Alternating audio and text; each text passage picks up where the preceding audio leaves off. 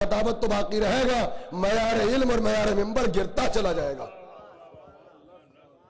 اور یہاں میرے طریقے کو جانتے ہیں کہ اگر میں چاہوں تو خالی لفاظی کے اوپر آپ کو کھڑا کر سکتا ہوں اور آپ خوب داد و تحسین دے کے یہاں سے جائیں گے، مگر پھر بات وہی ہوگی کہ خطابت، پھر آپ کہیں گے۔ تو کہا کہ ختم رسالت کے قائل نہیں ہے ایک طبقہ، اور اس کی دلیل خود دے دی، کہا یہ کہتے ہیں کہ ہمارے ائمہ کے پاس ملک آتا تھا، تو ملک کا آنا یہ صفت ہے انبیاء کی، یہ صفت انبیاء ہے۔ تو یہ کہتے ہیں کہ ہمارے مولا کے پاس ملک آتا تھا، تو جب مولا کے پاس ملک آیا تو اس کا مطلب یہ ختم رسالت کے قائل نہیں ہے، یہ اپنے اماموں کی نبوت کے قائل ہو گئے۔ میں کیا عرض کر رہا ہوں آپ کے سامنے، اب میں اس کا جواب ابھی نہیں دوں گا، جواب خود دے دیا۔ پانچواں اتہام، پانچویں تہمت سنیے آپ، کہا یہ مکتب فکر وہ ہے جو اپنے ائمہ کی عصمت اور نورانیت کا قائل ہے۔ یہ طبقہ یہ کہتا ہے فرقہ کہ ایک تو ہمارے ائمہ معصومین، ان کے پاس ایک تو عصمت تھی، اور عصمت کے ساتھ ساتھ ایک ان کے پاس نورانیت تھی۔ تو یہ پانچ اتہام لگے۔ میں نے کوشش یہ کی کہ وہ 1400 برس سے جن باتوں کا آپ سن رہے ہیں، جو الزامات لگائے جاتے ہیں، اگر میں ان کو پڑھوں گا تو پھر کئی مجلسیں درکار ہیں، لہذا ان پانچ کا جواب آپ سن لیں۔ اب اس کے بعد انہوں نے لکھا کہ عالم اسلام فیصلہ کرے کہ جب یہ تحریف قرآن کے قائل ہیں، اصحاب و ازواج پہ اتہام لگاتے ہیں، ختم نبوت کے قائل نہیں ہیں، اور یہ اپنے ائمہ کو معصوم مانتے ہیں، تو پھر یہ مسلمان کہاں سے رہ گئے؟ ان کا تو کفر ثابت ہے۔ حالانکہ اگر یہ اس بنیاد پہ کسی کو کافر ثابت کریں گے تو پھر یہ آواز یہاں تک ٹھہرے گی نہیں، اس کی زد میں بڑے بڑے بزرگان دین آئیں گے۔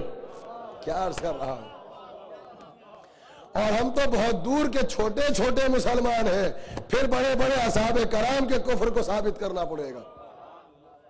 لیکن میں کم از کم اپنی مجلسوں میں نہ کسی کو بدعتی ثابت کرنا چاہتا ہوں، نہ کسی کو کافر ثابت کرنا چاہتا ہوں، اس لیے کہ میری ذمہ داری بڑھ جاتی ہے جب انٹرنیٹ سے یہ مجلس جاتی ہے۔ تو علم اور منطق اور کلام و بیان کی روشنی میں میری گفتگو کو آپ سنیں اور پھر فیصلہ کیجئے گا۔ اب پھر آپ دیکھیے گا کہ فرش ازاں دنیا کی کتنی بڑی دانشگاہ ہے اور کتنی بڑی نعمت ہے، اور یہ کتنا بڑا اعزاز ہے اور کتنا بڑا احسان ہے۔ اب آپ جواب سنیں۔ دیکھیں، اب دنیا کی کسی بھی بڑی سے بڑی عدالت میں چلے جائیں، چاہے آپ نارتھ امریکہ میں ہو، چاہے یورپ میں ہو، چاہے میڈل ایسٹ میں ہو، چاہے ہندوستان اور پاکستان اور افریقہ میں ہو، دنیا کی ہر عدالت کا پہلا قانون کیا ہے؟ کہاں جج کے سامنے دو کھڑے ہوتے ہیں، ایک ہوتا ہے مدعی اور ایک ہوتا ہے مدعی علیہ۔ سنیں، مدعی کون؟ جو کسی پہ یا الزام لگائے یا کسی پہ تہمت لگائے، یہ مدعی ہے۔ اور مدعی علیہ کون ہے؟ جس کے اوپر تہمت لگی یا جس کے اوپر الزام لگا۔ یہ دونوں دنیا کی عدالت میں کھڑے ہیں۔ میں کوئی لائر نہیں ہوں، کوئی وکیل نہیں ہوں، اور دنیا کے قانون کو میں نے نہیں پڑھا، لیکن یہ عقل کا اور فطرت بشر کا تقاضا ہے، وہ آپ کے سامنے بیان کر رہا ہوں۔ دنیا کی عدالت کا پہلا قانون یہ ہے کہ جب مدعی علیہ کے اوپر الزام لگتا ہے اور تہمت لگتی ہے تو عدالت میں جا کے جج کے سامنے وہ ثبوت فراہم نہیں کرتا، بلکہ ثبوت کون فراہم کرتا ہے؟ جو مدعی ہوتا ہے، جو الزام لگاتا ہے۔ مدعی علیہ کبھی ثبوت نہیں دیتا۔ ہاں، جس الزام کو مدعی علیہ قبول کرتا ہے اس کی وضاحت جج کے سامنے دیتا ہے۔ کیا عرض کر رہا ہوں، اور یہ کہہ کے وضاحت دیتا ہے کہ جس عمل کو میں نے انجام دیا ہے نہ تو یہ خلاف قانون ہے نہ خلاف فطرت ہے، اور اس کا ثبوت یہ ہے اور اس کی وضاحت یہ ہے۔ مگر جس الزام کو وہ ڈینائی کرتا ہے، جج اس سے ثبوت نہیں مانگتا بلکہ مدعی سے ثبوت مانگے جاتے ہیں۔ عالم اسلام ہمیں دنیا کی کسی بھی حقوق بشر کی عدالت میں لے کے چلے،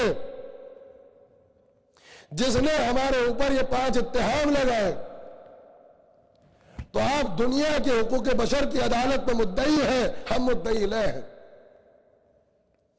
آپ نے ہم پر یہ فتویٰ صادر کیا کہ ہم تحریف قرآن کے قائل ہیں، تو ہم تو کہہ رہے ہیں ہم قائل نہیں، مگر اب ثبوت ہم نہیں دیں گے، اب ثبوت آپ دیجئے۔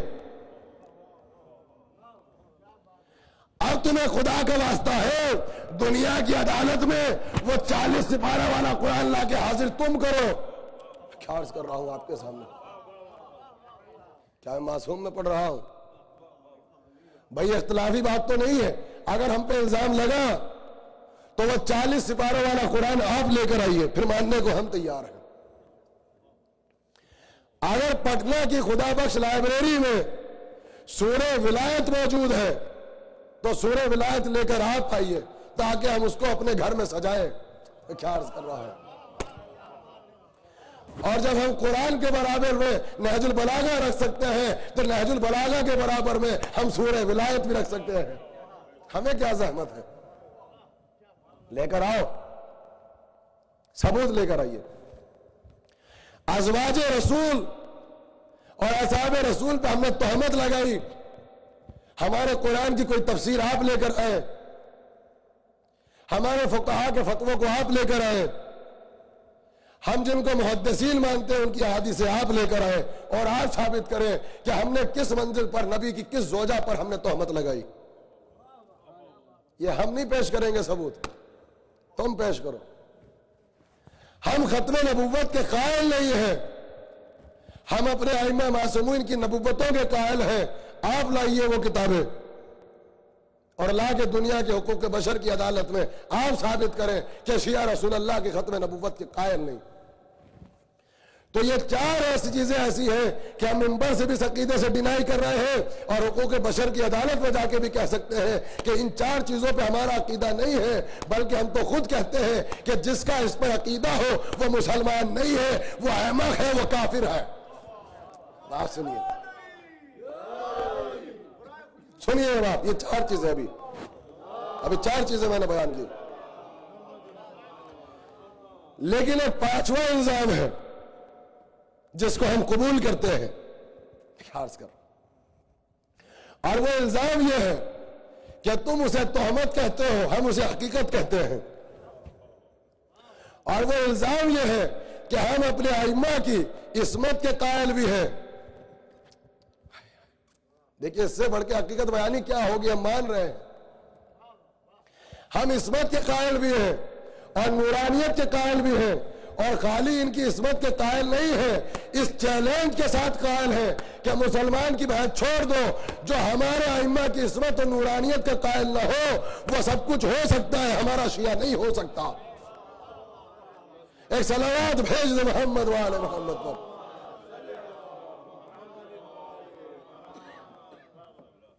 تو ثبوت کون لائے گا؟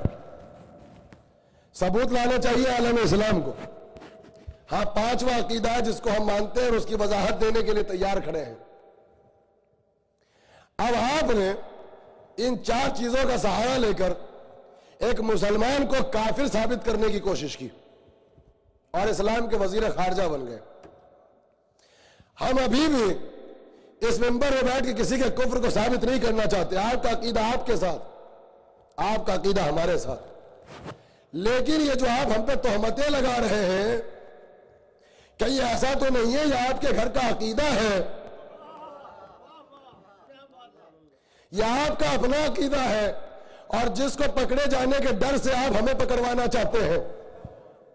میں جملہ کہہ دوں، ہمارا تعلق ہندوستان اور پاکستان سے ہے۔ آپ نے کبھی چور پکڑا ہے؟ پکڑا ہوگا۔ چور کی ایک صفت ہے، جب وہ چوری کر کے بھاگتا ہے تو پیچھے مجمع ہوتا ہے، تو مجمع کیا چلاتا ہے؟ چور چور چور۔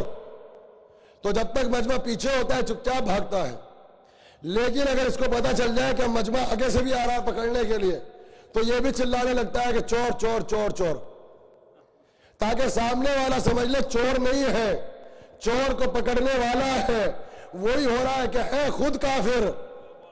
مگر خود کے پکڑے جانے کے خوف سے چلاتے رہتے ہیں شیعہ کافر شیعہ کافر. کیا آپ کے سامنے عرض کرتا ہوں؟ یہ ہے حقیقت، یہ ہے حقیقت.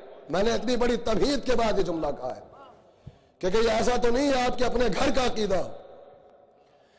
آپ نے تہمت لگائی کہ ہم تحریف قرآن کے قائل ہیں اس لیے کافر. اب ہم تہمت نہیں لگائیں گے. چلے کہیں یہ آپ کا اپنا عقیدہ تو نہیں ہے. دیکھیے اس تفسیر کا ریفرنس دوں گا تاکہ حوالہ دے دوں، تاکہ حوالہ دے کے آپ کے حوالے کیا جائے. کیا عرض کر رہا ہوں؟ اور وہ تفسیر اس امام بارگاہ میں موجود ہوگی. علامہ مودودی بہت ہی مشہور اور معروف مفسر گزرے ہیں. تفہیم القرآن تھے بہت اچھے، مگر حضرت کا ایک مزاج تھا، جب بھی فضائل علی کا شعر آتا تھا بائی پاس گزر جایا کرتے تھے. ہاں، ان کی چھٹی جلد کو آپ اٹھائیے اور جا کے پڑھ لیجئے.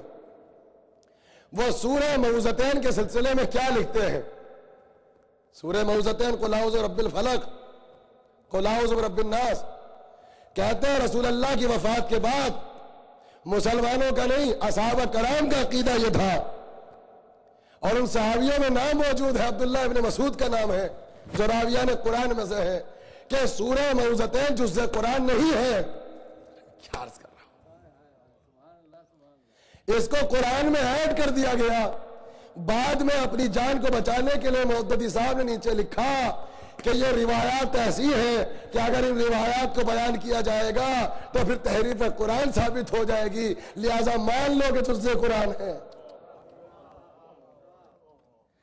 تو آپ نے جس صحابی کا نام لیا، آپ نے جن اصحاب کے نام لیے، آگے بتاؤ ہم میں سے ان میں سے کون ایسا ہے جو ان کو صحابی مانتا ہو؟ ہم کہاں ان کو صحابی مانتے ہیں؟ تو یہ آپ کے یہاں ہے کہ تحریف ہوئی، اور یہ عالم اسلام کا عقیدہ ہے اصحابہ کرام کا کہ سورہ معوذتین جو کم از کم قل اعوذ برب الناس اور قل اعوذ برب الفلق یہ قرآن مجید کا جز نہیں ہے. اچھا سب کچھ چھوڑ دو، ام المومنین کا قول عالم اسلام میں مشہور و معروف ہے، اور دلیل حق کے لیے قبلہ یہاں پہ موجود ہے، جا کے ان سے پوچھئے گا. آپ اس کی تردید نہیں کر سکتے، عالم اسلام تردید نہیں کر سکتا. وہ کیا کہتی ہے؟ بی بی عائشہ، میں نے نام بھی لے دیا تاکہ دلیل قائم ہو جائے.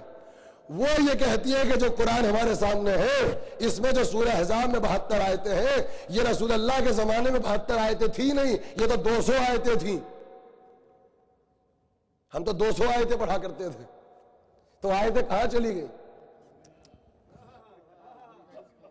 دیکھیے کہیں تو سورہ معوذتین کو بڑھا دیا، کہیں 128 آیتوں کو گھٹا دیا.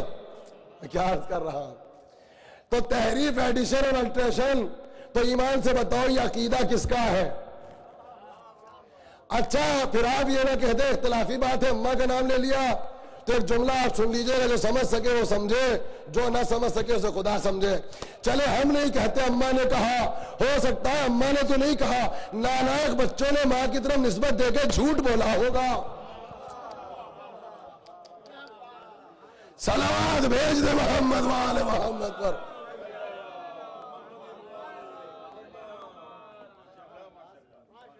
اب آپ سنیے گا، میں آپ کو اور جواب دوں. اور آپ نے ہم پہ اتہام لگا کے یہ کہا کہ جو تحریف قرآن کا قائل ہو وہ کافر ہے. اب دیکھیے کہانی کس کے گھر کی ہے؟ یہ عقیدہ اصحاب کا ہے، آپ مسلمانوں کا نہیں. دیکھیے ابھی 7 سال پہلے سعودی عرب کے اندر سے جو تفسیر نکلی ہے، اور جو ہر ایئرپورٹ پر حاجیوں کو تبرکاً تقسیم کی گئی، اور یہ بھی علم نفسیات کے ماہرین سے جا کے آپ پوچھنا کبھی کہ جب سعودی عرب سے حاجیوں کو تفسیر تقسیم کی گئی قرآن مجید کی، تو وہ تفسیر پیش کی گئی جو تفسیر ہندوستان اور پاکستان میں بیٹھ کے لکھی گئی. ہونا تو چاہیے تھا کہ وہ تفسیر بانٹی جاتی تو سعودی عرب میں بیٹھ کے لکھی گئی. آپ ذرا سوچئے گا، یعنی دنیا کی طاغوتی طاقتیں جانتی ہیں کہ اگر عقیدہ بگاڑنے کے لیے کام کرنا ہے تو ان کے ساتھ کام کرو. آپ دیکھیں تو یہ تفسیر بانٹی گئی ہے 7 سال پہلے، ہر مسجد کی لائبریری میں موجود ہے. آپ جب ترجمہ سنیں گے کس کا ہے اور مفسر کون ہے تو اپنا سر پیٹ لیں گے آپ. یہ واحد وہ تفسیر ہے جس کا ترجمہ کسی اور نے لکھا اور اس کی تفسیر کسی اور نے لکھی. اور اب قرآن پہ دستخط اس طریقے سے یہاں پہ موجود ہے کہ یہ اپرووڈ ہے سلطنت حکومت عربیہ، یعنی سپورٹڈ بائی حکومت. دوسرے دستخط وہاں پہ نیچے موجود ہے اپروو بائی علماء رابطہ کمیٹی مکہ. 2 دلیلیں میں نے آپ کے سامنے پیش کر دی، سپورٹڈ بائی حکومت، سپورٹڈ بائی علماء رابطہ کمیٹی. اس تفسیر کو جا کے پڑھو، اس میں موعظتین کے سلسلے میں بھی بحث ہے اور صاف لکھا ہے کہ قرآن میں متعدد مقامات ایسے ہیں کہ جہاں پہ تحریف ہوئی ہے. ترجمہ کس نے لکھا؟ شیخ الہند مولانا محمود الحسن صاحب قبلہ. اور اس کی تفسیر اگر سنو گے تو سر پیٹ لیں گے، شیخ الاسلام شبیر احمد عثمانی. میں کیا آپ کے سامنے اب پڑھوں، بس بات ہی ختم ہو گئی. ان کی یہ تفسیر ہے شبیر احمد عثمانی. وہاں پہ موعظتین کے سلسلے میں گفتگو ہے کہ بھائی عالم اسلام میں اصحاب کا ایک طبقہ ایسا تھا جو تحریف کا قائل تھا. اب آپ نے یہ کہا کہ جب شیعہ تحریف قرآن کے قائل ہے اس لیے یہ کافر ہے، تو اب تمہیں خدا کا واسطہ یا تو سورہ ولایت اٹھا کے لاؤ یا اپنے گھروں سے چرا کے وہ قرآن لاؤ جس میں 40 سپارے ہیں تو ہم ماننے کو تیار ہیں. صلوات بھیج دے محمد وآل محمد پر. یہ آپ دیکھیے،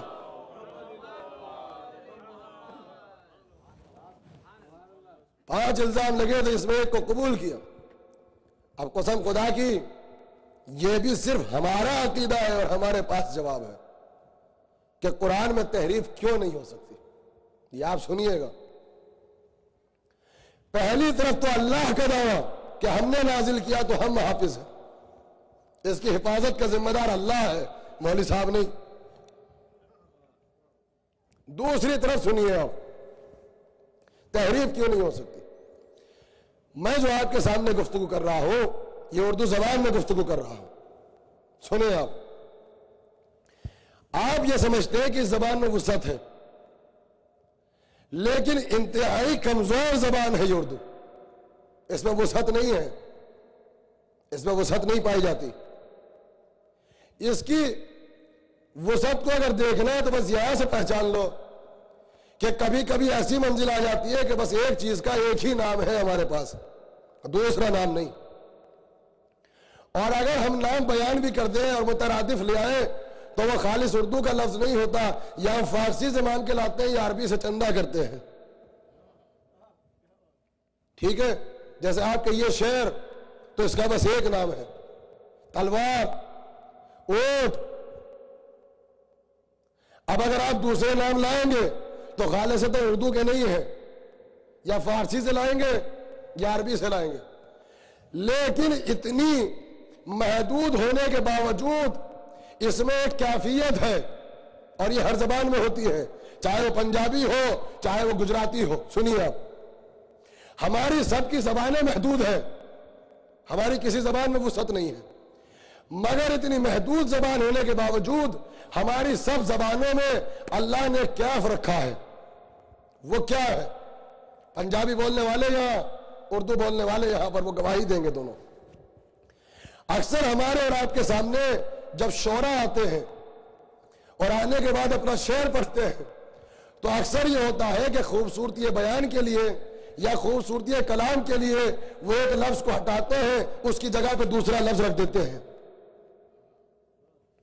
اور سننے والوں کو احساس بھی نہیں ہوتا کہ وہ لفظ ہٹ گیا اور اس کی جگہ پہ دوسرا لفظ بٹھا دیا. کیوں؟ کہ ٹھیک ہے ہماری زبان محدود ہے، مگر ہم جو اس کی جگہ پہ لفظ رکھتے ہیں یا تو وہ اس کا مترادف ہوتا ہے یا ہم پلہ ہوتا ہے یا ہم فضیلت ہوتا ہے یا ہم معنی ہوتا ہے یا ہم رتبہ ہوتا ہے. اور کلام کی فصاحت اور بلاغت پہ اثر نہیں پڑتا، بلکہ کلام کی خوبصورتی باقی رہتی ہے اور معنی محفوظ رہتے ہیں. ذرا سا بس ہوں اور ہاں کرتے رہیے. میں انتہائی مشکل گفتگو آپ کے سامنے کر رہا ہوں خدا جانتا ہے کہ مشکل کشا کے وسیلے سے منبر پہ آتا ہوں. اب سنیے, اتنی محدود زبان ہے, اس کے بعد بھی اتنی وسعت ہمارے پاس ہے کہ ہم ایک لفظ کو ہٹاتے ہیں, اس کی جگہ دوسرے کو بٹھا دیتے ہیں. لیکن ہمارے مقابلے پہ ایک زبان ہے جسے آپ زبان عربی کہتے ہیں. یہ دھنی زبان ہے, رچ ہے, لامحدود زبان ہے, وسیع زبان ہے. وہاں ایک ایک چیز کے 100 سے زائد نام, ایک ایک چیز کے 200 سے زائد نام. اتنی رچ زبان ہے آپ کی عربی. آپ کے یہ تلوار 100 سے زائد نام, اونٹ 200 سے زائد اقسام, شیر 100 سے زیادہ نام. اتنی رچ زبان ہے. کون سی زبان؟ عربی. یعنی 3 سپورٹ ہیں, یا تو ایک ایک نام کے 200 نام, یا ایک ایک کے 70 معنی, یا ایک ایک کے 100 مترادف. اتنی رچ زبان ہے. لیکن اتنی رچ زبان ہونے کے بعد ایک وقت ایسا آتا ہے کہ یہ زبان اتنی کمزور ہو جاتی ہے کہ آپ قرآن کو کھولو اور اللہ نے جس لفظ کو جس جگہ پہ استعمال کر دیا, جو نام اللہ نے وہاں پہ رکھا, یا تو اس کے 200 نام ہوں گے, یا 70 معنی ہوں گے, یا 100 مترادف. لیکن اگر ہمت ہے تو اس لفظ کو یہاں سے ہٹاؤ, اس کی جگہ پہ دوسرا لفظ بٹھاؤ. کیا عرض کر رہا ہوں سامنے. اور باہر سے لانے کی ضرورت نہیں ہے. ہو سکتا ہے وہ دوسرا لفظ جو اس کا مترادف ہے وہ قرآن میں رکھا ہوا ہو. چاہو تو باہر سے لے آؤ, چاہو تو اندر ہی سے لے آؤ, لیکن جو لفظ اللہ نے جس جگہ پہ رکھ دیا, اس لفظ کو ہٹاؤ, اس کی جگہ پہ دوسرا لفظ بٹھاؤ. جبکہ رچ زبان ہے, لامحدود زبان ہے. تو اگر آپ ایسا کریں گے تو صاحبان فصاحت و بلاغت چلانے لگیں گے کہ قرآن کا نظم فصاحت بھی بگڑ گیا, نظم بلاغت بھی بگڑ گیا. یہ تم نے کیا کر دیا؟ ایسا لگتا ہے کہ مخمل میں ٹاٹ کا پیوند لگا دیا. اب سنو, جس چیز کے لیے محنت زیادتی تھی ذرا محفوظ کیجئے گا. اس کا مطلب کیا ہے کہ تحریف نہیں ہو سکتی. اب سنو, اس کا مطلب یہ ہے کہ اللہ نے دست قدرت سے جس لفظ کو جس جگہ پہ بٹھا دیا, معصوم والو میری جان قربان ہو جائے, اللہ نے دست قدرت سے جس لفظ کو جس جگہ بٹھا دیا, نہ اس کی جگہ بدل سکتے ہو, نہ اس کا مقام بدل سکتے ہو. کیوں کہ اللہ نے دست قدرت سے بٹھایا ہے. تو اے اللہ بھیا, اگر وہی اللہ دست قدرت سے کسی شخصیت کو کسی جگہ پہ بٹھا دے تو نہ اس کی جگہ بدل سکتے ہو, نہ اس کی ترتیب بدل سکتے ہو. ارے اب تو صلوات پڑھ دو مل کے محمد والے محمد پر.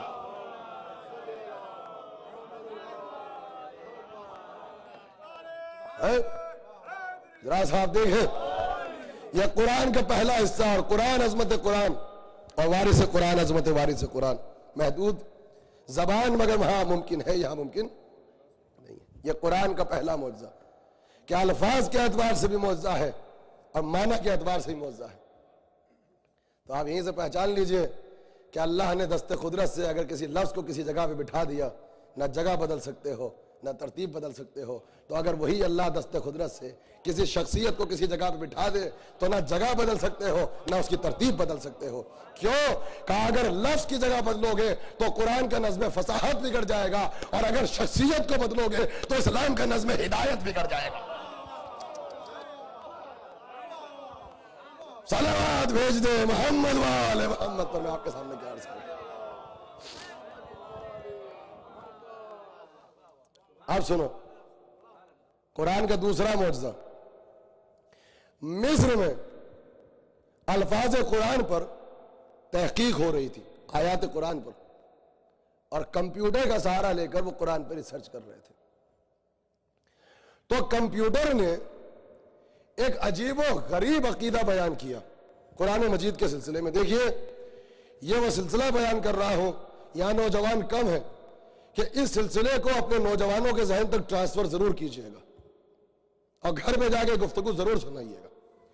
مصر میں تحقیق ہوئی قرآن پر کمپیوٹر کا سہارا لے کر، تو ایک عجیب عقیدہ بیان کیا۔ کمپیوٹر نے یہ کہا کہ جب ہم نے 6000 سے زائد آیتوں کو کمپیوٹر میں فیڈ کیا تو ہمیں ایسا لگتا ہے کہ قرآن کی آیتوں میں نمو پایا جاتا ہے۔ جیسے گھر میں آپ کے بچے ہوتے ہیں، ان میں نمو ہوتا ہے، آہستہ آہستہ بڑھتے ہیں۔ عجیب مسئلہ ہے قسم خدا کی، جیسے درخت میں نمو ہوتا ہے۔ تو کہا قرآن کی آیتوں میں نمو ہے لیکن محسوس نہیں ہوتا، اور محسوس نہ ہونا معجزہ ہے۔ ہم نے کہا وہ نمو کیا ہے؟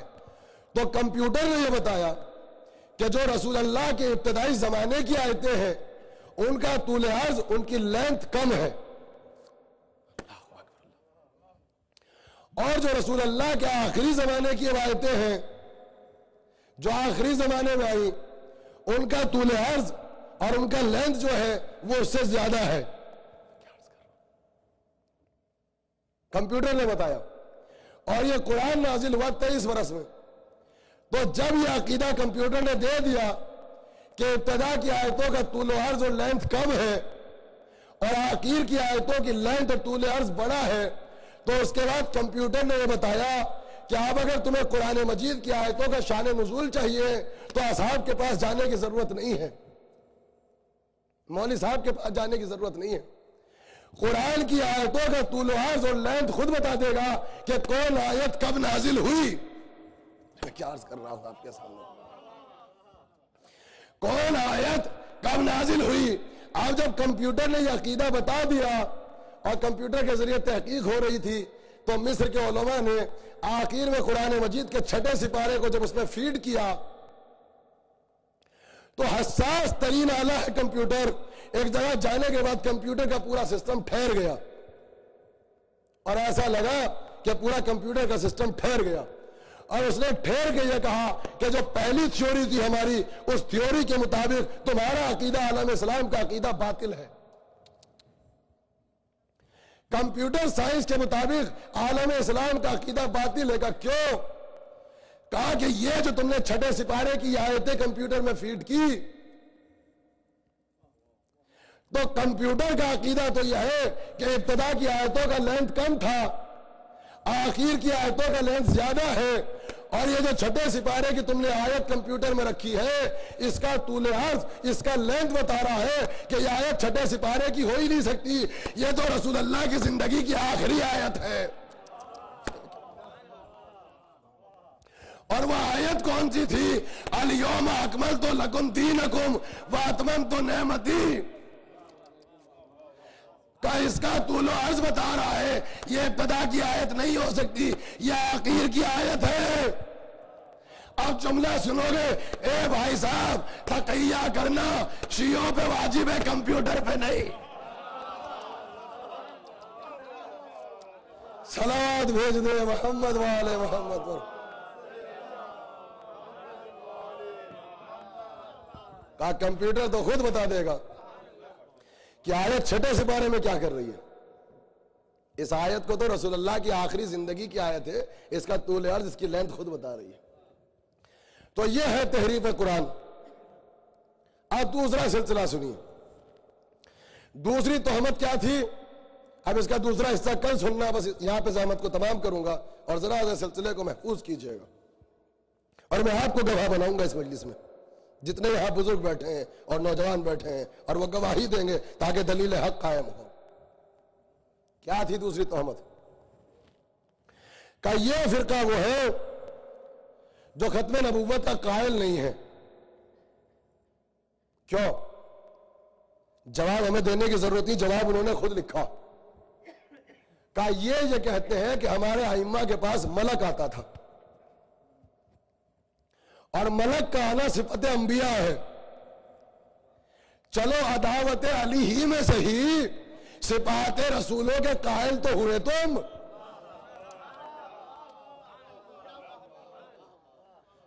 عظمت رسالت کے تم قائل تو ہوئے۔ کہا یہ کہتے ہیں کہ ہمارے ائمہ کے پاس ملک آتا ہے، تو جس کے پاس ملک آ جائے وہ نبی۔ تو ائمہ کے پاس ملک آیا تو ائمہ آپ کے نبی، تو ختم نبوت آپ کے یہاں ہے نہیں تو آپ کافر۔ ہم نے کہا آپ نے ہمیں اتنا کمزور سمجھ لیا، ہم قادیانی نہیں ہیں؟ ہاں، کہ آپ جب چاہو ہمیں کافر ثابت کر دو، وزیر خارجہ نہیں ہو تم اسلام کے؟ ہاں، دشمن اہل بیت دشمن عقل ہے، فتویٰ تو دے دیا مگر مولوی صاحب نے قرآن نہیں پڑھا۔ اصل میں قرآن تو پڑھا ہے، پرابلم یہ ہے کہ قرآن کو دروازے سے نہیں لیا، دیواروں سے لیا ہے۔ پرابلم یہ ہے ہاں کہ دروازے سے نہیں لیا۔ اور آپ مولا سلامت رکھے آپ کو، دیکھیے نعرے کا جواب آپ اس طریقے سے دیتے ہیں کبھی کبھی کہ نعرے دینے والا بیچارہ شرمندہ ہو جاتا ہے۔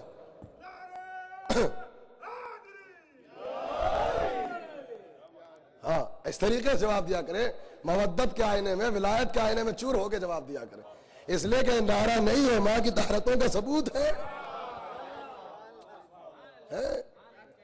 تو سنیے گا، انہوں نے قرآن نہیں پڑھا، اور اگر پڑھا ہے تو دیواروں سے لیا۔ اور قسم خدا کی سے آپ کہیں گے خطابت آپ افواہ کہہ کے چلے جائیں گے کہ مولانا پھر خطابت کر کے چلے گئے۔ رسول اللہ کی حدیث ہے کہ جب ہماری کوئی حدیث تمہارے سامنے جائے اور بے سپورٹ پہ قرآن کی کوئی آیت نہ ہو تو اس کو دیوار پہ مار دینا۔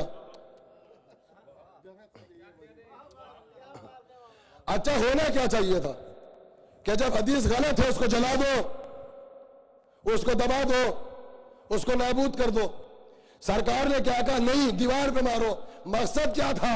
کہا سنو میں شہر علم ہوں، علی دروازہ، تو ایک بزرگ نے کہا میں دیوار، تو کہا یہی بتانا چاہتے جہاں سے آئی ہے اسی کے منہ پہ مار دینا۔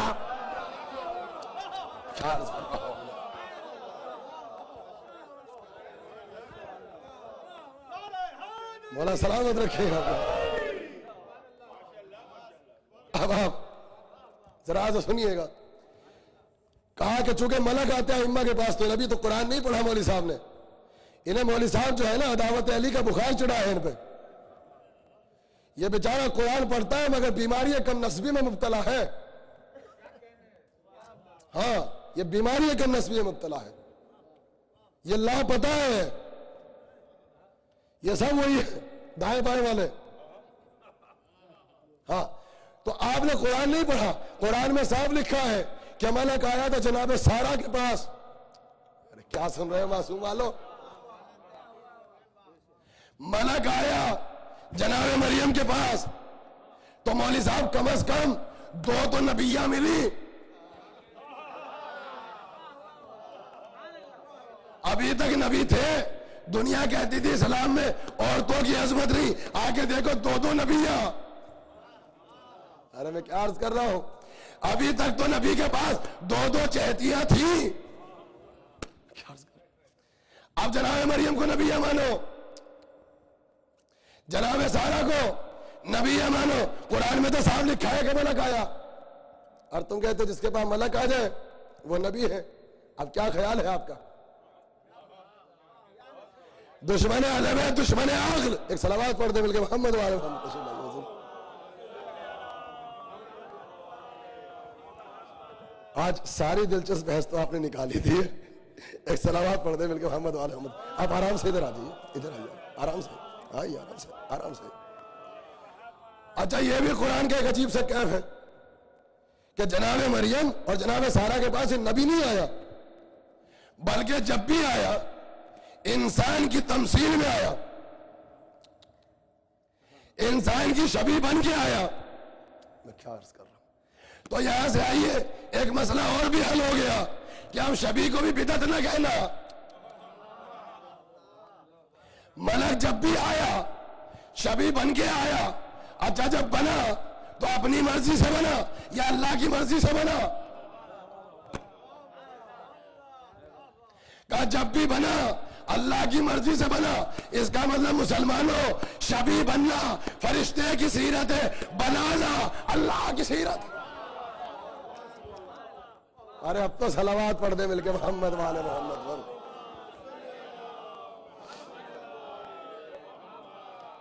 تو اب یہاں پر عقیدہ دائیں بائیں ہو گیا، کہنے لگے نہیں حضور آپ نے پہچانا نہیں، جناب مریم کے پاس تو ملک اس لیے آ گیا تھا کہ وہ خالی نبی کی زوجہ نہیں تھی، ایک معصوم کی ماں بھی تھی۔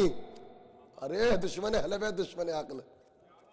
ہم نے کہا جو ایک معصوم کی ماں بن جائے اسے مریم کہتے ہیں، اور جو 11 کی ماں بن جائے. صلوات بھیج دے محمد وآل محمد پر. آج جو تیسری تہمت تھی اس کو سنیں آپ. کہا کہ یہ ختم رسالت کے قائل نہیں ہے. پہلی وجہ تو کیا بتائی کہ کہتے ہیں ہمارے ائمہ کے پاس ملک آتا ہے، تو یہ جواب قرآن میں ہے.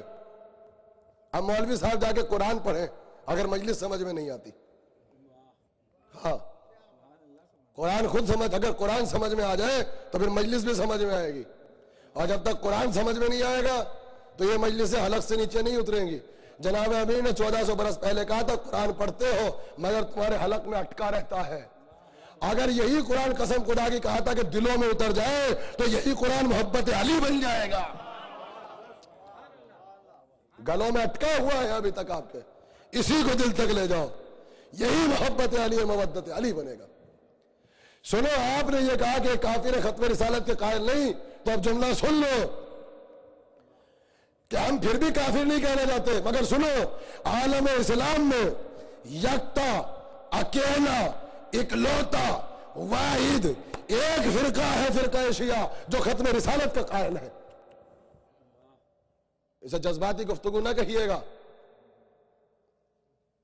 میری بات کے وزن کو ہلکا کرنے کے لیے اسے خطابت نہیں کہیے گا. میں قرآن سے دلیل لاؤں گا. اکیلا، اکلوتا، یکتا فرقہ ہے، فرقہ شیعہ، جو رسول اللہ کی ختم نبوت کا قائل ہے.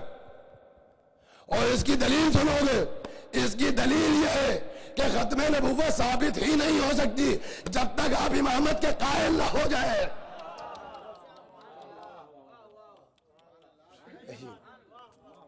جتنی محنت سے میں نے پڑھا ہے اتنی محنت سے آپ سن نہ سکے. میں نے کئی مرتبہ کہا ہے کہ جب داد دیا کریں تو سر ہلا کے نہ دیا کریں. یہاں گردن ہلا کے عبادت نہیں ہوتی، وہ دوسری مسجد میں ہوتی ہے.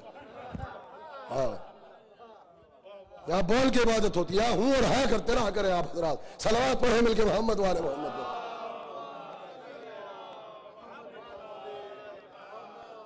اس لیے داد و تحسین دینے کے بعد نعرہ لگائے. کل بھی کہا تھا پھر دائیں بائیں نہیں دیکھا کرو، کوئی دیکھ تو نہیں رہا، بعد میں کہے گا تم بھی نعرہ لگا رہے تھے، تم بھی داد دے رہے تھے. جو آپ داد دے رہے ہیں یہ کوئی میری محبت میں نہیں دے رہے آپ.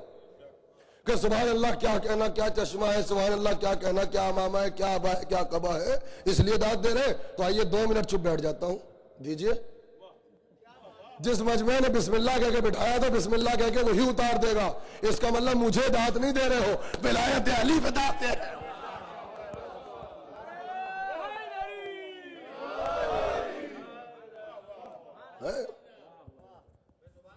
یہ ہے کیا کہنا سبحان اللہ. اب آواز بلند ہوئی سبحان اللہ.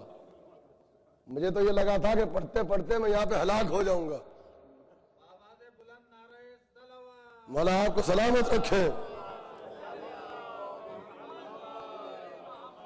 دیکھیں ایک بات یاد رکھیں، اور آپ حضرات میرے مزاج خطابت کو جانتے ہیں، اور یہاں قبلہ بیٹھے گواہی دیں گے کہ جہاں پڑھ کے آئے وہ جانتے ہیں کہ میرے مجمع کا مزاج کیا ہے اور میرا مزاج کیا ہے. وہاں پہ جب پڑھتا ہے تو مجمع کھڑا ہو جاتا ہے، اور قبلہ آئے ہیں ابھی پڑھ کے حق خطابت کو ادا کیا. دیکھیے کسی چیز پہ داد دے یا نہ دے، جو ابھی بھی کہا تھا، جب نعرہ لگایا کرے تو اس کو بھی مودت کے آئینے میں چور ہو کے لگایا کرے، اور جب جواب دے یا تو جواب نہ دو، اور اگر دینا ہے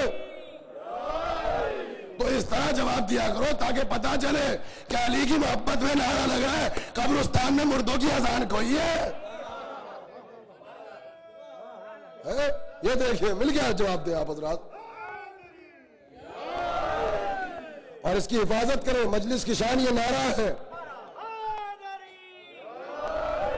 خطابت کی، ذکر کی، محفل کی، مجلس کی، فرش کی زینت، یہ سب نعرہ ہے. مولا آپ کو سلامت رکھے. محبت علی میں ہے. اور خدا کروٹ کروٹ جنت نصیب کرے مولانا محمد اسماعیل دیوبندی آل اللہ مقامہ کو. ان کے قدموں کی خاک کو اٹھا کے آنکھوں کا سرما بنا لیا جائے. خطیب تو وہ تھے. ایک جگہ مناظرہ ہو رہا تھا آپ کے پنجاب میں، سنے آپ نے کس طریقے سے آپ کے بزرگوں نے اس نعرے کو بچایا ہے. ہمیں تو اصل میں پورا اسلام ایک پلیٹ میں سجا ہوا مل گیا. ہم کیا جانے نعروں کی حقیقت کیا ہے, ہم کیا جانے کہ فضائل کی حقیقت کیا ہے. ان بزرگوں سے پوچھو جنہوں نے خاندان کے خاندان لٹا دیے اس کی حفاظت کے لیے, جنہوں نے اس نعرے کی تاریخ کو اپنے خون سے لکھا ہے. مناظرہ ہو رہا تھا, اور میں نام بھی بتا دوں, مولانا عبدالستار کے ساتھ لاہور میں. تو جب وہ آئے مناظرہ کرنے کے لیے مولانا اسماعیل دیوبندی, تو آپ جیسے کچھ چاہنے والے بھی ساتھ میں تھے. جیسے ہی وہاں کی مسند پہ بیٹھے, چاہنے والوں نے اتنے نعرے لگائے کہ در و دیوار سے علی علی ہونے لگا. وہاں مناظرہ ختم. اچھا سب بھاگنے لگے. بالکل ایسا لگا جیسے سلوات نعرے سے بھوت بھاگ جاتے ہیں نا, آیت الکرسی سے, نعت علی سے. تو سب بھاگنے لگے. تو یہ مولوی صاحب کا جملہ ہے. مولانا اسماعیل صاحب نے کہا حضور بھاگ کیوں رہے, تم تو ایسے بھاگ رہے جیسے آیت الکرسی پڑھ کے میں بھوت بھگا رہا ہوں, کہ تم بھاگ کیوں رہے ہو. تو مولانا عبدالستار صاحب نے بڑا پیارا جواب دیا. کہا مناظرہ ختم, آپ جیت گئے. کہا مناظرہ شروع کہاں ہوا ہے. کہا آپ نے دیکھا نہیں, آپ کیا کریں گے, آپ سے پہلے تو یہ کر رہے ہیں, یہ نعرہ لگا رہے ہیں, یہ آپ کو پڑھنے کہاں دیں گے, یہ مجھے پڑھنے کہاں دیں گے. تو قبلہ نے بڑی پیاری بات کہی. کہا اس میں پرابلم کیا ہے, میرے ساتھ 10-20 آئے, تمہارے ساتھ ہزاروں آئے ہیں. یہ اپنے بزرگوں کا نعرہ لگا رہے ہیں, ان سے کہو تم اپنے بزرگوں کا لگاؤ. ارے میں کیا عرض کر رہا ہوں بھائی, سے پرابلم کیا ہے, میرے ساتھ تو 10-15 ہے, یہ اپنے بزرگوں کا لگا رہے ہیں تو اپنے بزرگوں کو لگاؤ, مجھے کوئی اعتراض نہیں ہے. تو مولوی ستار نے سر جھکا کے کہا کہ قبلہ مسئلہ یہ ہے کہ ہمارے بزرگوں کا نعرہ ابھی تک بنا ہی نہیں, ورنہ ہم تو نعرہ لگا کے آپ کی جان کھا جاتے ہیں, آپ کی جان کھا جاتے, مگر مجبوری ہے بنا ہی نہیں. تو قبلہ نے مسکرا کے کہا کتاب بند کر دی. کہا جب تک نہیں بنتا ہمارے بزرگوں کا لگا لو, جب بن جائے اپنے بزرگوں.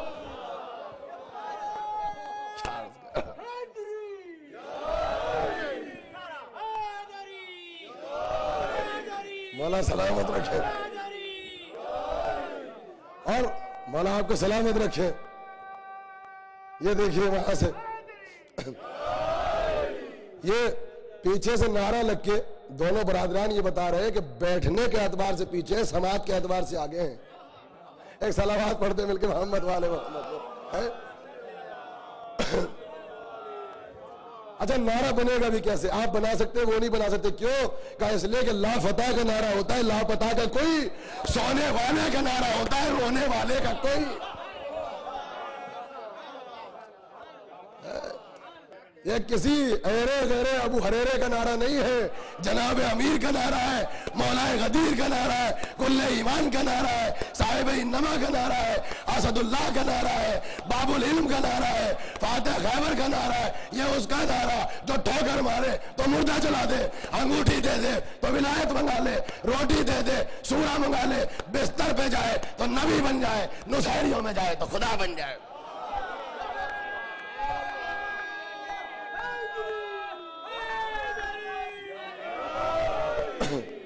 مولا آپ کو سلامت رکھے, اس طریقے سے لگائے. مولا سلامت رکھے, زندہ سلامت رہیے.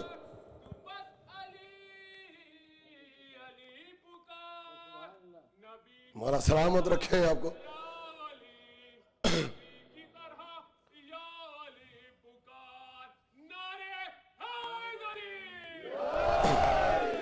تو سنیے گا, بس آخری جملہ ہے, وقت تمام ہو چکا. میں آپ کی زحمت کو تمام کر دوں گا کہ ختم نبوت آپ ثابت کر ہی نہیں سکتے جب تک کہ آپ قائل امامت نہ ہو گئے. امامت کو ثابت کرو تو ختم نبوت ثابت ہوگی. اچھا میں نے ایک جملہ کہا تھا کہ اب میں گواہ اور وٹنس آپ کو بناؤں گا اللہ کے سامنے, سب کو, اور اب سب گواہی دیں گے. پاکستان میں 40 برس پہلے بحث چلی اور شدت کے ساتھ چلی, اور یہ تاریخ تو ریکارڈڈ ہے, گزٹڈ تاریخ ہے پاکستان کی, کہ جب قادیانیوں سے مقدمہ چلا تو کہے پہ چلا تھا, ختم نبوت ہی پہ تو چلا تھا. اور باقاعدہ یہ تاریخ ہے, جب یہ لوئر کورٹ میں پہنچے تو مقدمہ ہار گئے, ثابت نہیں کر سکے قرآن سے ختم نبوت کو. دیکھیے قرآن قرآن سے ثابت نہیں کر سکے تھے، اور بحث کس آیت پہ تھی؟ کہا کہ صاف ہے قرآن مجید میں کہ ختم نبوت ہو گئی، تو ختم نبوت ہے تو قادیانیوں نے یہ کہا تھا، اور بڑا پیارا جواب تھا عالم اسلام کو کہ یہ تم نے ختم نبوت والی آیت سے کہ نبوت ختم ہو گئی، یہ ترجمہ کہاں سے کیا؟ تو انہوں نے کہا کہ لغت سے۔ لغت سے؟ آپ سمجھے کہ قرآن کو لغت سے سمجھیں گے تو یہی ہوگا۔ تو انہوں نے بڑا پیارا جواب دیا، کہا تم نے لغت سے کیا ہے تو ہم بھی لغت سے کرتے ہیں۔ کہا وہ کیسے؟ کہا تم اس کے معنی لیتے ہو آخری رسول، ہم خاتم کے معنی لیتے ہیں انگوٹھی، یہ بھی لغت میں اور یہ بھی لغت میں، اور عقیدہ تمہارا ہے کہ قرآن کافی، اور سمجھنا ہو تو وسیلہ لغت کو بناؤ تو یہ بھی لغت میں ہے۔ اب یہ بڑے پریشان، تو ان سے پوچھا گیا کہ تم نے قرآن کیا کہنا چاہتا ہے کہ انگوٹھی، رسول اللہ کو یہ انگوٹھی کا کیا مطلب؟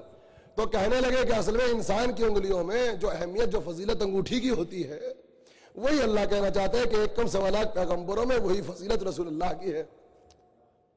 اللہ اکبر۔ اب تمہارے پاس بھی لغت، ہمارے پاس بھی لغت، اب کیا کریں؟ اب بحث چلتی رہی تو مولوی صاحب نے نہیں، پاکستان کی تمام عوام نے ان سے یہ کہا کہ اب کسی عدالت میں نہیں جانا لڑنے کے لیے۔ کہا کیوں؟ کہا جب یہاں سے ہار گئے تو وہاں بھی ہار جاؤ گے۔ کہا پھر کیا شکست خوردہ ہو کے بیٹھ جائے؟ کہا شیعہ کے کسی عالم کو پکڑ کے لاؤ۔ تو وہی مولانا اسماعیل کے پاس چلے گئے۔ جب وہاں پہ گئے تو قبلہ نے ایک جواب دیا کہ بھائی ایسا ہے کہ چپ کر کے گھر بیٹھ جاؤ، تم ختم نبوت کو ثابت نہیں کر سکتے، کہ کیا شکست مان جائیں، شکست خوردہ ہو کے بیٹھ جائے؟ کہ بیٹھنا پڑے گا، چونکہ قرآن تم لغت سے پڑھ رہے ہو، وہ بھی لغت لے آئے۔ تو کہا پھر ثابت کیسے کریں؟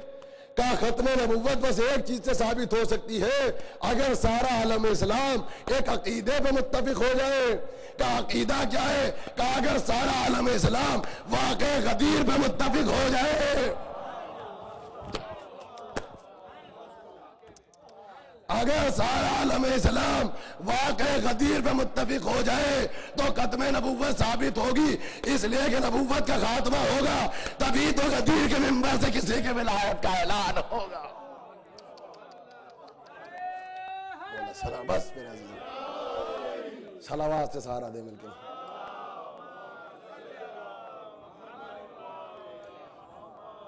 بس یہ تھے وہ اتہام کہ جس کا میں نے اپنی مجلس میں جواب دیا کہ تحریف قرآن کے ہم قائل نہیں، ختم نبوت کے ہم قائل ہیں، اصحاب اور ازواج پر ہم اتہام نہیں لگاتے، اتہام اور ہے، حقیقت بیانی اور ہے۔ اور میں نے شروع میں کہا تھا کہ کسی کی ذات میں وہ عیب نہ ہو اور پھر عیب وابستہ ہو جائے تو تہمت ہے، لیکن اگر کہیں پر اتنی پرانی تاریخ ہو ایوب کی تو اس کو بیان کرنا یہ تہمت نہیں ہے، حقیقت بیانی ہے۔ اسی کا نام صداقت ہے، اسی کو عین قرآن کہتے ہیں۔ بس میرے عزیز، اب بیان انشاءاللہ کل آگے بڑھے گا، اور آپ نے دیکھا کہ میں نے کوشش کی کہ اگر فضائل ہو تو دلیل کے ساتھ ہو اور عقلی گفتگو اور استدلالی گفتگو کی جائے، تاکہ جب آپ یہاں سے اٹھے تو رزق علم میں بھی اضافہ ہو، رزق فکر میں اضافہ ہو، رزق عرفان میں اضافہ ہو، اور اس کے ساتھ ساتھ سب سے بڑھ کے رزق مودت اور رزق ولایت میں اضافہ ہو۔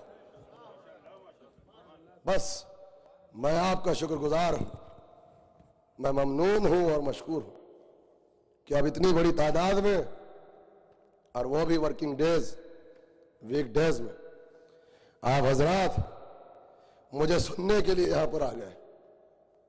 بزرگ داد و تحسین دیتے رہے اور میرے نوجوان مسلسل میری حوصلہ افزائی فرماتے رہے۔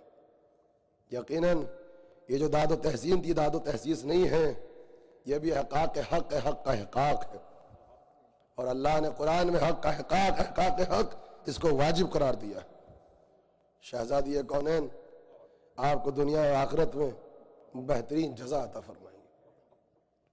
میں نے کل بھی اپنے بیان کو یہیں پہ چھوڑا تھا کہ علم نفسیات کے حوالے سے افسوس تو اس بات کا ہے، اور احساس تو اس لیے ہوتا ہے کہ وہ دروازہ جہاں مسلسل اللہ کا درود و سلام آتا تھا، جہاں وحی آتی تھی، جہاں سرکار اللہ کا حبیب خاص نماز سے پہلے آگے آیت تطہیر کی تلاوت کرتا تھا، جس کے دروازے پہ ملک آ کے چکیاں چلاتے تھے، جس کے دروازے پہ آ کے جبرائیل جھولا جھلاتا تھا، کیا یہ دروازہ بعد وفات رسول اسی قابل رہ گیا کہ لوگ آگ اور لکڑیاں لے کے اس دروازے پر آ جائیں، جبکہ اس وقت رسول اللہ کا کفن بھی میلا نہیں ہوا ہوگا؟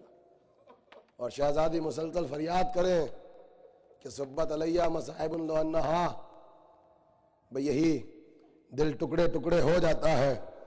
اور جب تک زندہ رہی یاد رکھو فاطمہ زہرا فدق پہ نہیں روئی، ایک احساس تھا جس نے بی بی کو جینے نہ دیا۔ اگر ہمارے جسم میں شریف دل ہے تو آنکھوں سے بے ساختہ آنسو نکلیں گے۔ جب تک زندہ رہی تو علی کے سامنے کہہ کے یہ روتی رہی، علی میں دربار میں گئی تھی اور اصحاب کا دربار تھا، مجھے کسی نے بیٹھنے کے لیے نہ کہا۔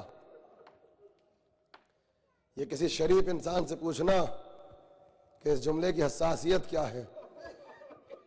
فاطمہ زہرا کو اپنے مرتبے کا کتنا خیال تھا کہ میں دربار میں گئی اور کوئی صحابی میری تعظیم کو نہ اٹھا۔ یہ ایک ایسا احساس تھا کہ شہزادی زندہ نہ رہ سکیں۔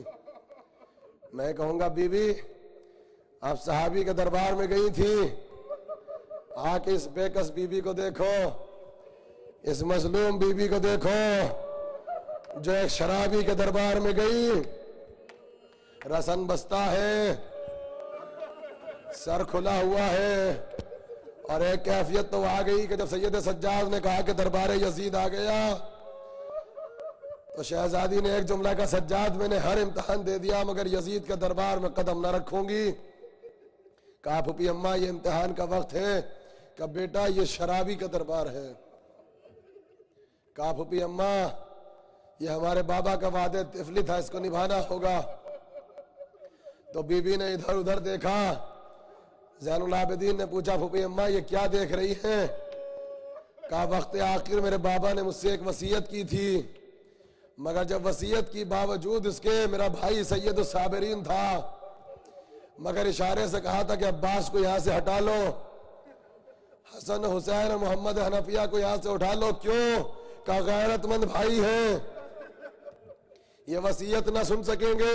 تو وصیت یہ تھی زینب تمہیں یزید کے دربار میں جانا ہوگا، مگر زینب حوصلے سے کام لینا، ہمت سے کام لینا، اور جب ایسا وقت آئے گا میں نجف سے آؤں گا تو بیٹا میں ادھر ادھر اس لیے دیکھ رہی ہوں کہ بابا نے وعدہ کیا تھا، میرے بابا کیوں نہ آئے؟ آج میرا یہ دل چاہتا ہے کہ میں اپنے امام کی ایک بے کسی کا تذکرہ کر دوں۔ میں جہاں بھی ان مصائب کو پڑھتا ہوں خود بھی میرا دل ٹکڑے ٹکڑے ہو جاتا ہے، اور جب نوجوان اور میرے بزرگ اس روایت کو سنتے ہیں تو برداشت نہیں ہوتا۔ وہ روایت کون سی آپ جانتے ہیں کہ میں مصائب کم پڑھتا ہوں، میں احساس کو زیادہ پڑھتا ہوں۔ اب مصائب کے لیے حوالوں کی ضرورت نہیں ہے، تصور کافی ہے، اور وہ یہ ہے کہ جب لٹا ہوا اہل حرم کا قافلہ بازار کوفے میں پہنچا اور کوفے سے گزرنے کے بعد شام کی طرف پہنچا تو شام کا وقت تھا، ابھی شام میں قافلہ نہیں پہنچا تھا، ایک دہر ہے، ایک سرائے ہے، وہاں پہ قافلہ پہنچا تو شیور نے یہ کہا کہ رات میں سفر کرنا مناسب نہیں ہے، کہیں ایسا نہ ہو کہ چاہنے والے کچھ باغی آ کے حملہ کریں اور ہم سے سر حسین کو چھین کے لے جائیں، تو ہم رات میں یہاں قیام کریں گے، جب صبح ہوگی اور سفر کا آغاز ہوگا تو دربار یزید میں جا کے ہمارے سفر کا اختتام ہوگا۔ یہ لیجئے اونٹوں کو زمین پہ بٹھا دیا گیا، بیبیوں کو ہماری سے اتار دیا گیا، بیبیاں زمین پہ بیٹھ گئی، بچے جلتے ہوئے ریگستان پہ بیٹھ گئے، اور ایک گوشے میں سید سجاد سر کو جھکائے ہوئے، وہ کٹا ہوا امامہ، وہ جلا ہوا ابا کا ٹکڑا، اور مسلسل ٹیک لگائے ہوئے زمین کی طرف دیکھ رہے ہیں۔ سجاد کا سر نہیں اٹھتا، یہ اتنا غیور تھا، یہ اتنا غیرت مند تھا، یہ اتنے نازک مزاج تھے، اتنے منکسر المزاج تھے کہ کبھی بیویوں کی طرف سر نہیں اٹھا سکتے تھے۔ رات کا وقت تھا، قافلہ ٹھہرا ہوا تھا، یہ جو سرائے تھی، جو اس کا مالک تھا، جس کا آقا تھا، کون اس کا نام نہیں جانتا؟ اس کا نام راہب تھا۔ سنو، وہ حضرات جو شام سے ہو کے آ گئے وہ گواہی دیں گے اور سر و سینہ پیٹ کے روئیں گے۔ سب سے زیادہ گریہ ہوتا ہے جب جا کے اس دہر میں پہنچتے ہیں تو آنسوؤں سے پانی کی جگہ خون نکلنے لگتا ہے۔ وہاں پہنچے، قافلہ رکا تھا، راہب اپنے وطن میں نہیں تھا، یہ وطن سے باہر تھا۔ رات کا نہ جانے کون سا حصہ تصور شرط ہے۔ میں جب مصائب پڑھتا ہوں تو کوشش یہ ہے کہ ایک سما باندھ دیا جائے اور آپ کے ذہنوں سے حسینیہ سے اٹھا کے آپ کو میں شام کی طرف لے جاؤں، بس تصور شرط ہے۔ میں ایک سما کھینچ دوں گا، پھر جو جس مقام پہ بیٹھا ہے وہ بیٹھا ہوا روتا رہے اور ماتم کرتے رہے، اور انشاءاللہ گھر تک روتے ہوئے جاؤ گے۔ نہ جانے رات کا کون سا پہر تھا، راہب اپنی دہر میں واپس آیا، اس نے قافلے کو دیکھا، اس نے کوئی توجہ نہ دی۔ اپنے گھر میں پہنچا تو اس کا ایسا محسوس ہوا کہ پس پردہ عالم اضطراب میں کوئی بی بی ٹہل رہی ہے۔ اس نے پردہ اٹھایا تو کیا دیکھا، یہ راہب کی شریف زوجہ تھی۔ راہب نے ہاتھ جوڑ کے کہا، بی بی، رات کا ایک حصہ گزر گیا، ایک پہر گزر گیا، تو بستر پہ جا کے حجرے میں آرام کر، یہ پس پردہ ٹہل کیوں رہی ہے؟ تو اس نے کہا، راہب، میں بہت تھکی ہوئی ہوں، میں تو آرام کرنا چاہتی ہوں، میں تو سونا چاہتی ہوں، لیکن آج میں نے اپنی نگاہوں سے قافلے کو گزرتے ہوئے دیکھا ہے، اور قیامت تو یہ ہے کہ ہمارے دہر میں، ہمارے سرائے میں وہ قافلہ ٹھہرا ہوا ہے، جہاں کچھ بیبیاں ہیں وہ رسن بستہ ہیں اور ان کے سروں پہ چادریں نہیں۔ راہب، مجھے تو باغی نہیں لگتے، مجھے وہ قیدی گناہگار نہیں نکلتے۔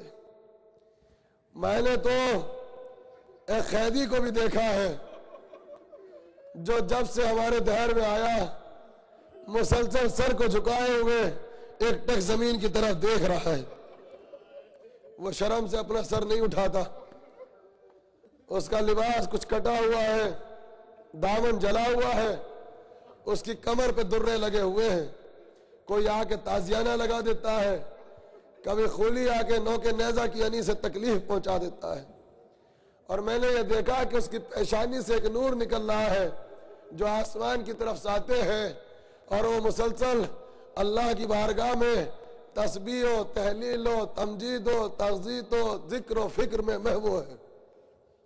میں یہ سننا تھا۔ راہب کا نفس تنگی کرنے لگا، اس کے بازوؤں میں درد ہونے لگا، دل میں تکلیف کو محسوس کرنے لگا، اور اس نے کہا کہ ہاں، اس شرابی یزید کی حکومت آ گئی، وہ مظلوموں کے ساتھ ایسا ہی سلوک کرتا ہے، ہو سکتا ہے کچھ مظلوموں کا قافلہ ہو، آئے دن مظلوموں کو قیدی بنایا جاتا ہے، چل چل کے آرام کر لے، ہم وہاں کیا جائیں، وہ ہم پہ بھی ظلم و تشدد کریں گے۔ بھئی یہ سننا تھا۔ زوجہ نے سر پیٹ کے کہا، میں تو چلی جاتی، اس قافلے میں ایک چھوٹی سی بچی ہے، مجھے لگتا ہے اس کا سن 4 برس سے زیادہ نہیں ہے۔ میں نے کہا تھا مصائب نہیں پڑتا، ایک سما باندھ دوں گا، تصور شرط ہے۔ کہا اس کے رخسار زخمی ہو چکے ہیں، تماچوں کے نشان ہیں، جلا ہوا دامن ہے، اور اس کے ہونٹوں پہ پپڑیاں جمی ہوئی ہیں، اس کی زبان میں کانٹے لگے ہوئے ہیں، لگتا ہے کہ مدت سے وہ بچی سوئی نہیں، آنکھوں کے گر سیاہ حلقے پڑے ہوئے ہیں۔ اور اے راہب، جب وہ روتی ہے تو کہتی ہے، ہائے بابا حسین، ہائے بابا، اے میرے مظلوم بابا۔ کہا راہب، جب وہ روتی ہے تو وہ قیدی روتا ہے، اور جب وہ قیدی روتا ہے تو قیدیوں کے درمیان سے جو آواز اٹھتی ہے تو وہ کہتے ہیں، ہائے حسین، ہائے حسین۔ اے راہب، تو جانتا ہے نا کہ حسین کون ہے؟ راہب، حسین تو ہمارے محسن کا نام تھا۔ اے راہب، ہم تو ہر روز اس کی سلامتی کی دعا کرتے ہیں، ہم تو اللہ کی بارگاہ میں اس کی طرف سے خیرات کرتے ہیں کہ وہ سلامت رہے۔ وہ یہ سننا تھا، اس کا دل کانپنے لگا، اس کے قدم لرزنے لگے۔ زوجہ نے کہا راہب تجھے تیرے خدا کا واسطہ جا کے اس قیدی سے کہہ دو کہ ہم بھی اللہ کے ماننے والے ہیں، ہم بھی مظلوموں کا ساتھ دینے والے ہیں، جب تک چاہے دل بھر کے یہاں پر رہے ہم دانے اور پانی کا بھی اہتمام کر دیں گے، مگر جا کے قیدی سے کہو کہ جب تک رونا ہے روئے، مگر ایک درخواست ہے ہائے حسین کہہ کے ماتم نہ کرے۔ ہمارے دل کانپ جاتے ہیں، ہمارے بچے اپنے بستروں سے اٹھ کے رونے لگتے ہیں، زمین و آسمان کانپتے، حسین کہہ کے نہ رو۔ راہب نے سنا، سر سے پگڑی اتار دی، روتا ہوا تڑپتا ہوا وہاں پہنچا جہاں اندھیرے میں قیدی بیٹھا ہوا زمین کو تک رہا تھا۔ جا کے کہا السلام علیکہ ایھا الغریب، اے غریب مسافر، اے بے کس مظلوم، تیری غیرت، تیری غربت، تیری بے کسی پہ میرا سلام۔ اس غریب نے سلام کا جواب دیا، آنکھوں سے اشک جاری ہوئے، بابا اتنا غریب ہو گئے کہ لوگ غریب کہہ کے ہمیں سلام کرتے ہیں۔ کہا اے قیدی، آپ کے چہرے سے آثار تقوی نمایاں ہے، آپ گناہگار نہیں ہیں، آپ لگتا ہے اوصیاء اور اولیاء میں سے ہیں، لگتا ہے آپ مظلوم ہیں، بس ایک درخواست ہے، اس قافلے میں جو کچھ بچے ہیں یہ ہائے حسین کہہ کے ماتم کرتے ہیں، ان سے کہہ دو ہائے حسین نہ کہیں۔ سجاد نے تو کچھ نہ کہا، سر اٹھا کے پہلی مرتبہ اپنی پھوپھی کی طرف دیکھا، مزاج شناس پھوپھی تھی، بھتیجے کے پیغام کو پہچان گئی۔ کہا سجاد ایسا لگتا ہے کہ ایک مدت میں عالم غربت میں تیرے کوئی بابا کا چاہنے والا آ گیا ہے۔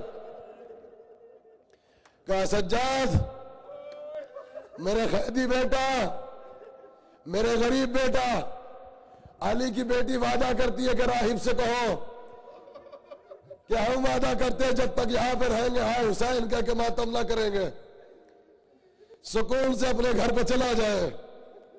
سجاد نے وعدہ کیا، راہب نے شکریہ ادا کر دیا، یہ اپنے گھر کی طرح جانے لگا کہ ایک مرتبہ اچانک اس کا گزر وہاں سے ہوا جہاں پہ شہداء کے سر رکھے ہوئے تھے، یہ سر جھکا کے گزرنے لگا۔ جب وہاں سے گزرا تو آہستہ سے ایک کمزور سی آواز آئی، راہب تجھ پہ ہمارا سلام، راہب ہمارا سلام۔ دل کانپ گیا، پیچھے مڑ کے دیکھا تو کوئی موجود نہیں، ایک قیدی ہے جو آسمان کی طرف دیکھ رہا ہے، سوچا کہ وہم ہوگا، پھر آگے بڑھا، پھر آواز آئی راہب زمانہ اتنا بدل گیا کہ تو ہمیں پہچان بھی نہ سکا۔ اب جو اس نے مڑ کے دیکھا تو قیامت آ گئی، ایک سر ہے جس کے بالوں میں خاک ہے، جس کی آنکھوں میں حلقے پڑے ہوئے ہیں، جس کے رخسار گلابی ہیں مگر زخمی ہو چکے ہیں، جس کے دندان مبارک سے ابھی بھی تازہ لہو جاری ہے، جس کے ہونٹ پھٹے ہوئے ہیں اور آج بھی خون تازہ نکل رہا ہے اور لگتا ہے کہ کلام الہی کی تلاوت کر رہا ہے۔ ایک مرتبہ تڑپ گیا، ہاتھ جوڑے قریب پہنچا، اے سری بریدہ تجھے اپنے رب کا واسطہ بتا، تو کون ہے؟ کہا ہاں، تو پہچانے گا کیسے، ہم تو غریب ہو چکے ہیں۔ ایک زمانہ تھا جب ہم شہزادوں کی طرح رہا کرتے تھے، جب ہم شہزادوں کی طرح زندگی گزارا کرتے تھے، جب ہم کسی کے سینے پہ بیٹھا کرتے تھے، جب کوئی ہمیں اپنی آغوش میں لے کے منبر پہ جا کے خطبہ دیا کرتا تھا۔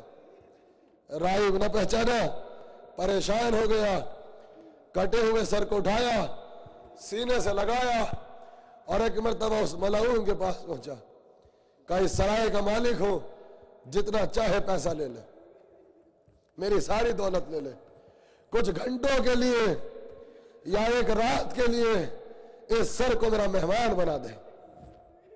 یہ ملعون تو پہلے سے ڈرا ہوا تھا کہ کہیں رات میں کوئی حملہ نہ کر دے، ہم سے سر حسین نہ چھین لیں. اس نے دولت لی, کہا کہ ہم سر دیتے ہیں مگر صبح ہونے سے پہلے یہ سر واپس کر دیا جائے. اجازت ملی, راہب نے سب کچھ قربان کر دیا, جو کچھ اس کے پاس تھا سب لٹا دیا, کچھ نہ بچا.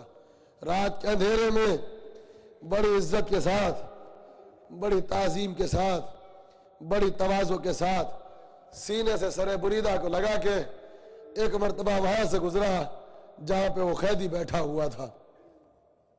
ایک مرتبہ سجاد نے باپ کے سر کو دیکھا, کہا پھوپھی اماں ایک مدت کے بعد کسی نے میرے بابا کے سر کو عزت کے ساتھ اٹھایا ہے. پھوپھی اماں جب سے میرا بابا شہید ہوا پہلی مرتبہ کوئی شریف النفس انسان آیا ہے, پہلی مرتبہ کوئی شریف باپ کا بیٹا آیا ہے جس نے عزت کے ساتھ اس غریب کے سر کو اٹھا کے اپنے سینے سے لگایا ہے. زینب نے دعائیں خیر دی, اللہ تجھے آباد رکھے, اللہ تیرے بچوں کی حفاظت کرے, اللہ تیرے خاندان کی حفاظت کرے. یہ لیجئے راہب چلا, گھر میں لے کے پہنچا. بی بی نے جب سر دیکھا تو تڑپ کے کہا راہب میں نے تجھے کس لیے بھیجا تھا, تو یہ کس کا سر لے کے آ گیا؟ کہا بی بی لگتا ہے کوئی شریف سر ہے, لگتا ہے کوئی میرا شناسہ ہے, لگتا ہے کوئی میرا محسن ہے, مگر ایسا لگتا ہے مجھے پہچانتا ہے. میں ایک رات اسے اپنے گھر پہ مہمان رکھوں گا, صبح ہونے سے پہلے واپس کر دوں گا. یہ لیجئے حجرے کا اہتمام ہوا, جہاں مقدس کتاب رکھی جاتی تھی اس جگہ کو پاک و صاف کیا, خوشبوؤں کا اہتمام کیا, سر بریدہ کو بلندی پہ جا کے رکھ دیا اور کہا سر بریدہ اس سے بلند مقام میرے پاس نہیں, اس سے پاکیزہ مقام میرے پاس نہیں, پاکیزہ کتاب کے پاس میرے پاکیزہ سر کو رکھ دیا. عزاداروں بس اب جتنا رونا ہے رو لینا, جتنا ماتم کرنا ہے ماتم کر لینا. سر بریدہ رکھا, حجرہ بند کیا, بستر پہ گیا, جا کے سو گیا. نہ جانے رات کا کون سا حصہ تھا کہ زوجہ نے سر پیٹنا شروع کر دیا.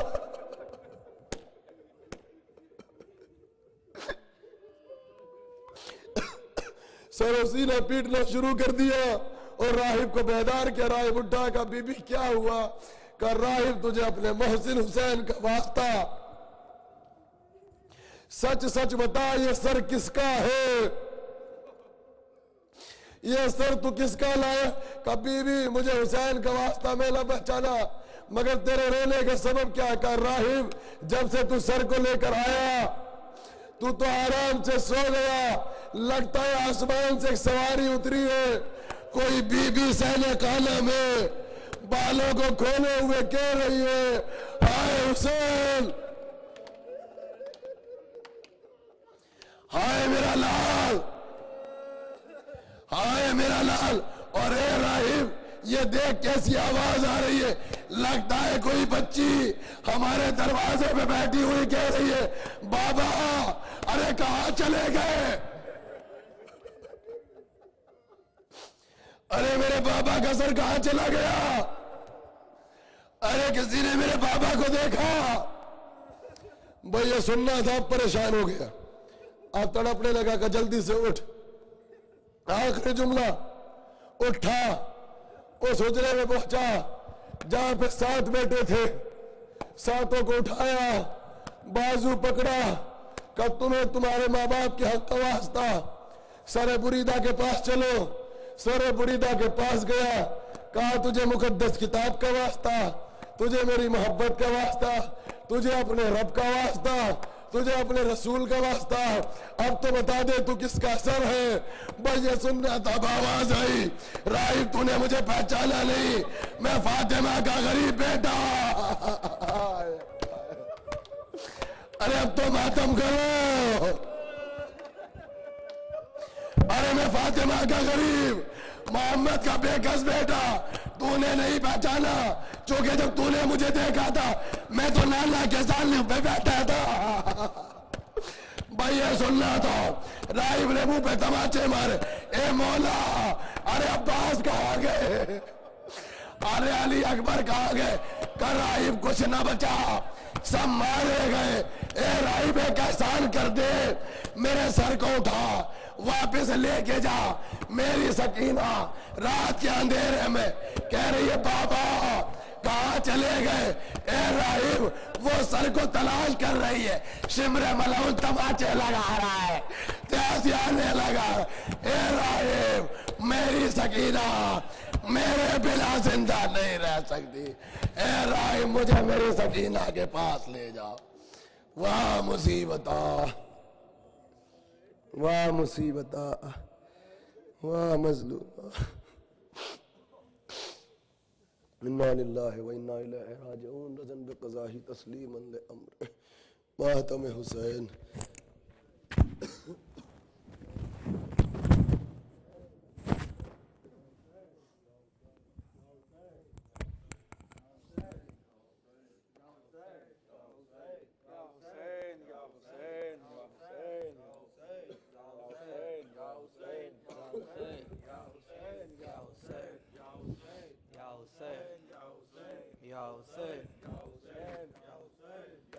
اربعین تیرا ہو گیا بھائی، حق ادا میرا ہو گیا بھائی، اربعین تیرا ہو گیا بھائی، حق ادا میرا ہو گیا بھائی، اربعین تیرا ہو گیا بھائی، حق ادا میرا ہو گیا بھائی، اربعین تیرا ہو گیا بھائی، حق ادا میرا ہو گیا بھائی، اربعین تیرا ہو گیا بھائی، حق ادا میرا ہو گیا بھائی، اربعین تیرا ہو گیا بھائی، حق ادا میرا ہو گیا بھائی، اربعین تیرا ہو گیا بھائی، حق ادا میرا ہو گیا بھائی، جس کو 18 سال پالا تھا، جس کو 18 سال پالا تھا، جس کو 18 سال پالا تھا، جس کو 18 سال پالا تھا، وہ تہے خاک سو گیا بھائی، اربعین تیرا ہو گیا بھائی، حق ادا میرا ہو گیا بھائی، اربعین تیرا ہو گیا بھائی، حق ادا میرا ہو گیا بھائی، ہاں ایک دوپہر میں ماں جائے، ہاں ایک دوپہر میں ماں جائے، ہاں ایک دوپہر میں ماں جائے، ہاں ایک دوپہر میں ماں جائے، صاف گھر تیرا ہو گیا بھائی، اربعین تیرا ہو گیا بھائی، حق ادا میرا ہو گیا بھائی، اربعین تیرا ہو گیا بھائی، حق ادا میرا ہو گیا بھائی، ہائے ساقا تیرے مرنے سے، ہائے ساقا تیرے مرنے سے، ہائے ساقا تیرے مرنے سے، ہائے ساقا تیرے مرنے سے، در بدر کنبہ ہو گیا بھائی، اربعین تیرا ہو گیا بھائی، حق ادا میرا ہو گیا بھائی، اربعین تیرا ہو گیا بھائی، حق ادا میرا ہو گیا بھائی، قید میں سکینہ کو دفنا کر، قید میں سکینہ کو دفنا کر، قید میں سکینہ کو دفنا کر، قید میں سکینہ کو دفنا کر، وعدہ تیرا پورا ہو گیا بھائی، اربعین تیرا ہو گیا بھائی، عقدہ میرا ہو گیا بھائی، اربعین تیرا ہو گیا بھائی، عقدہ میرا ہو گیا بھائی، یہ سب کو رونے ایک رہ گئی زینب، سب کو رونے ایک رہ گئی زینب، سب کو رونے ایک رہ گئی زینب، سب کو رونے ایک رہ گئی زینب، حال کیا میرا ہو گیا بھائی، اربعین تیرا ہو گیا بھائی، عقدہ میرا ہو گیا بھائی، اربعین تیرا ہو گیا بھائی، عقدہ میرا ہو گیا بھائی، یا حسین یا حسین یا حسین یا حسین یا حسین یا حسین یا حسین یا حسین۔ صلی اللہ علیہ یا ابا عبداللہ، السلام علیک یا ابا عبداللہ، السلام علیک یا ابن رسول اللہ، السلام علیک وعلی جدک وعبیک، السلام علیک وعلی امک واخیک، السلام علیک وعلی الائمة المعصومین من ولدک وبنیک، السلام علیک وعلی جمیع المستشہدین معک ورحمت اللہ وبرکاتہ، السلام علیک ابو الفضل عباس یا ابن امیر المؤمنین، باب الحوائج سقاء حرم، حامع الضعینہ بطل الالقمی العمید قمر بنی ہاشم ورحمت اللہ وبرکاتہ، السلام علیک یا غریب الغرباء، السلام علیک یا معین الضعفاء والفقراء، السلام علیک یا شمس الشموس، السلام علیک یا انیس النفوس، السلام علیک ایوہ المدفون بارض توس، السلام علیکم مغز الشیعۃ والزوار فی یوم الجزا، السلام علیکم یا سلطان العرب